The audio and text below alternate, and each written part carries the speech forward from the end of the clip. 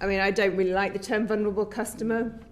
There's lots of people who have different additional needs through disability, mental health, communication needs, learning disability and so on. And I think the evidence we received from Sense really reflects a lot of the cases that I hear in the constituency, which is really about, obviously, customer service. We've talked a bit there about the telephone, but obviously there are lots of elements to how people experience your service, not least the application process.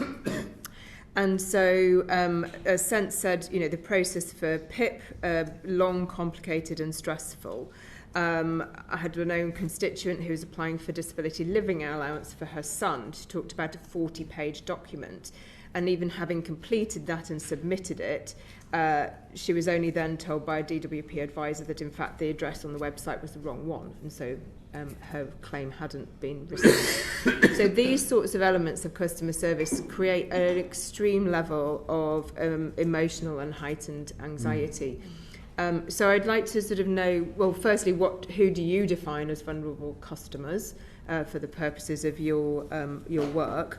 But recognising there may be these wider additional needs, what really assurances can you give that you're seeking to sort of simplify and reduce the burden of these application processes? Yeah, I entirely understand where you're coming from, Ms. Dixon, and it's quite a seminal moment for me. One morning I spent out with one of our visiting officers in South London, and we visited the home of a bedridden customer who needed help filling in a PIP application. And we sat by her bedside and we basically helped her fill in this application. I mean, all of the elements that you describe are kind of there in practice.